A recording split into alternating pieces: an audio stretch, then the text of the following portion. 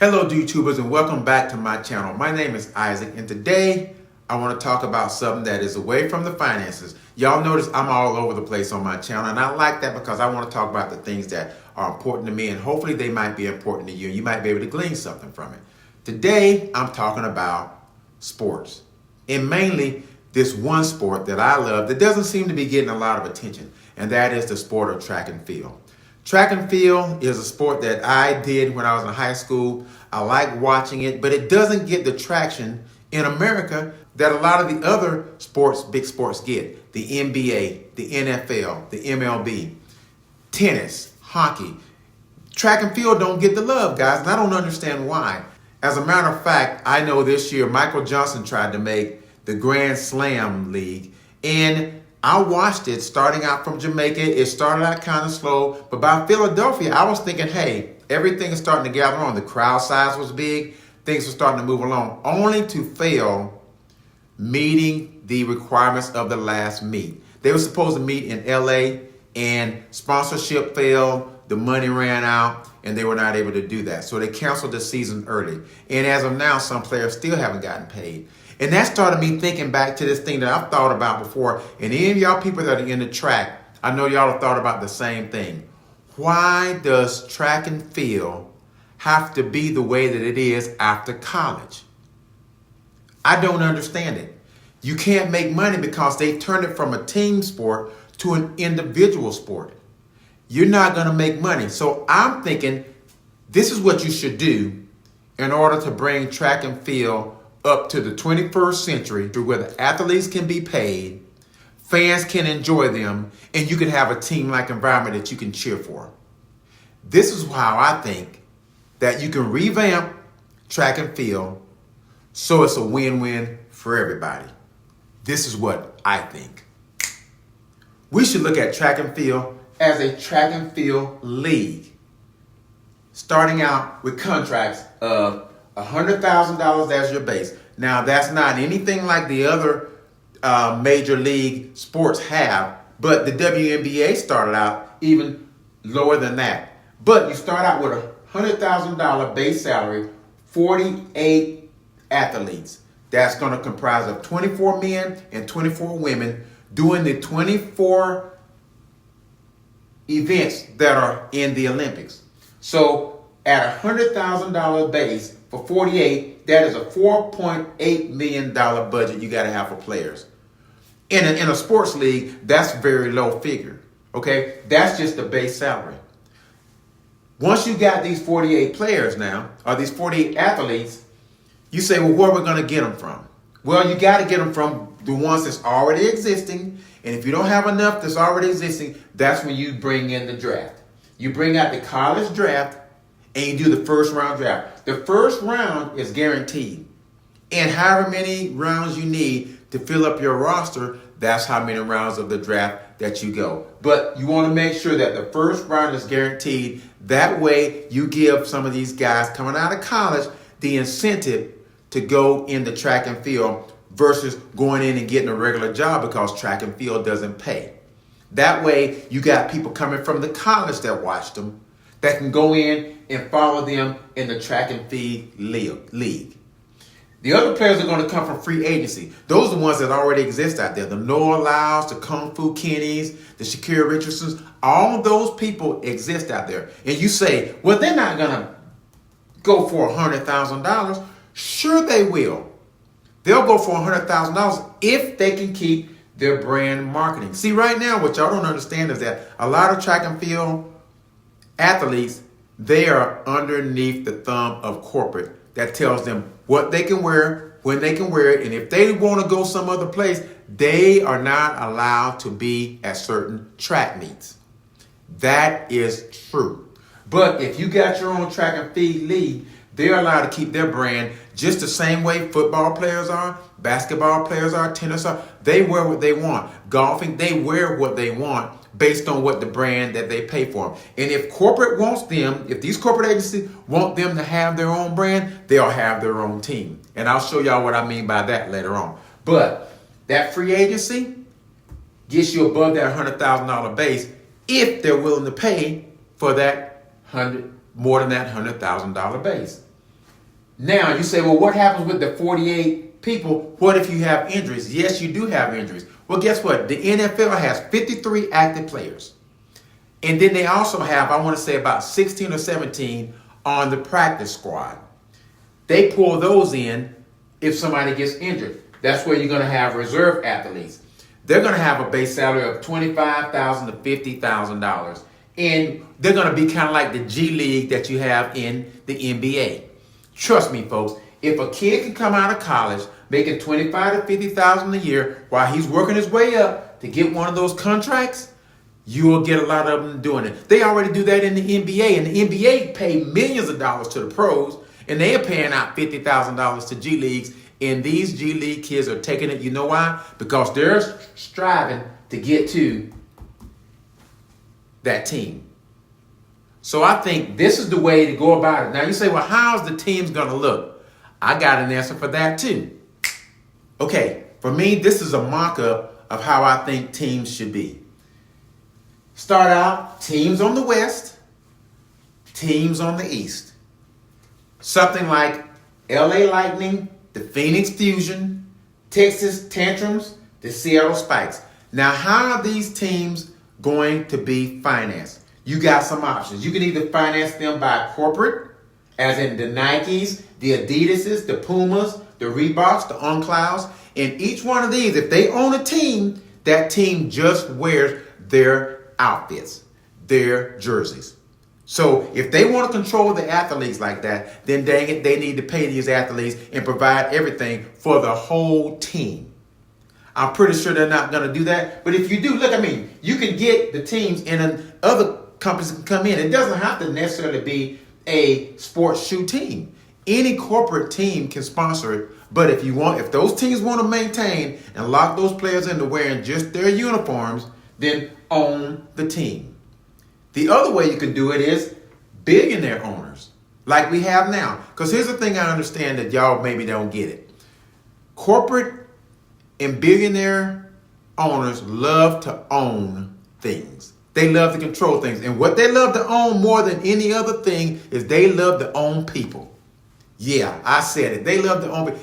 They love nothing more than to have a football team and the owner tells his grandson, go over there and throw the ball to the receiver. And the receiver happens to be a Hall of Fame receiver. Or go throw the ball back and forth with the quarterback. And the quarterback happens to be the quarterback that won the Super Bowl last year. Owners love this type of thing. They love bringing out the red carpet, showing this is the stable of athletes that I own on my team. So if you can get a bunch of billionaires hyped up on these teams that they can get for pennies on the dollars, because remember, they only have to pay $100,000 per athlete. So if you can get them into that and they can sit up there in a stadium and watch a team play, then that is going to get interest. And now you're going to have people wanting to show that on television. And how you start off with this. These guys play in their leagues, right? But at the end of the season, they're going into the playoffs, two of these teams from the West play in for the championship. So the ones with the best season records, after they played each other after they ran against each other several times, the best two teams go at it for the Western Conference. The best four teams here between the Atlanta Elites, the Washington Warriors, the Tampa Tornadoes, and the New York Rush, each one of these guys go against it for the top two teams here. Oh, and I almost forgot. You say, well, what if corporate don't want to sponsor? What if billionaire owners don't want to sponsor? Do like the Green Bay Packers. The Green Bay Packers are owned by the people. Do an IPO, people own. In Atlanta, have people, you can own a piece of the Atlanta Elites by buying shares in the Atlanta Elites. Stuff like this can happen to people, but now you got a team. Guys are playing for a team. So these guys come in, two guys from here come out to get the Western Division, come from here to get the Eastern Division. Now, these two guys are going up for the national title. But we're not going to even call it the national title. We're going to call it the global title. Why is it the global title? Because everybody knows that the The athletes in track and field come from all over the world. They're more diverse. I think the only place more diverse than them may be hockey, or soccer. Soccer may be more diverse, but track has a diverse amount of top elite athletes from all over the world. These athletes are going to be playing for those teams. So we're going to call that the global. And it goes even further. They have a diamond league overseas. Some of the players from the Diamond League, or even the Diamond League itself, might say, I want a piece of this, and they might have their own team over there. You know, they might have the British Bulls, you know, something like that. But these teams are now going to be playing for the championship here. And then whoever wins that title, everybody on that team gets a medal.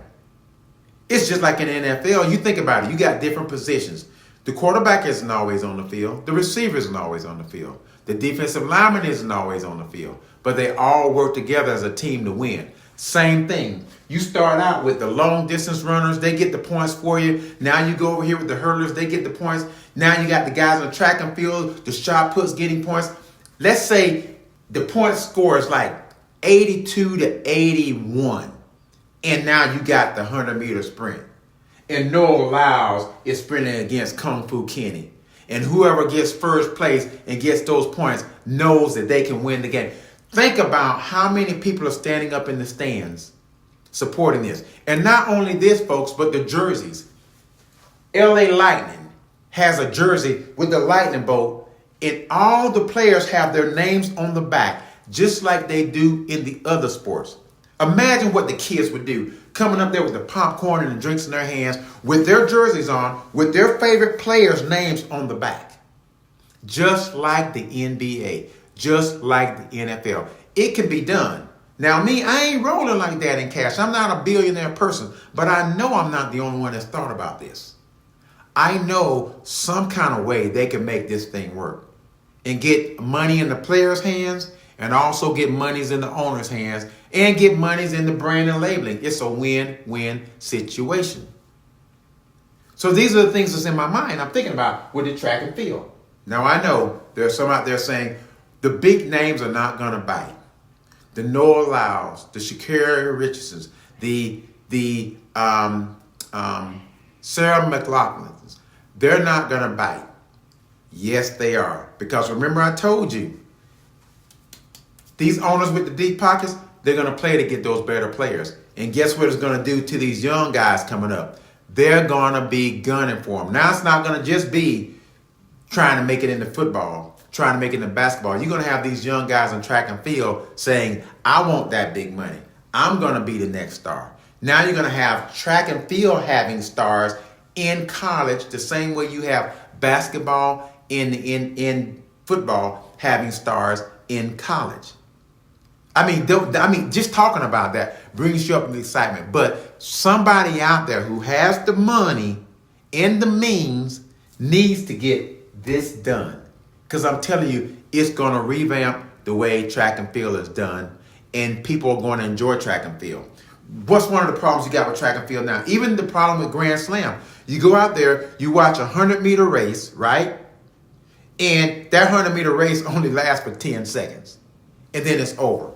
You got the winner of that one. He gets his individual thing. And now you go on to the next one. It's not, at the end of the day, no team has won. You have a bunch of winners among the individual events, but there's no one team that has won. We need a team structure. We need a league in order for track and field to be where it needs to be. And that is one of the top premier sports that's being shown on the big channels, the ABCs, the CBSs, the NBCs, the ESPNs, the Paramounts. We need a league so people can come and watch a team. A state can have a team representing them from that state. That's what's going to get all these people in. That's what's going to get them going. Training during off season, you train where you want to train. You train in your club. But when it's time, when it's game time, when it's meet time, you are on that team and you're supporting that team.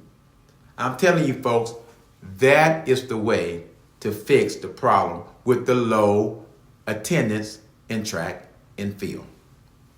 So I hope you all understood that. I hope y'all all believe that. Like I said, I'm all over the place. So y'all thinking, where did he come out of this when he was always talking about all this finance? This has to do with finance. I'm trying to get these players paid. And I want to go to an event where I can sit there and watch the same way I can watch a football game or a basketball game. I want to see my track and field athletes on the field working together to win a championship. So what do you say, folks? Let's all get on board and let's see if some kind of way somebody can move this up the chain and get somebody talking about it so this can work. And if y'all have any comments of any ideas y'all think to build upon this, or if y'all think this is just a bad idea, leave me a comment in the comment sections.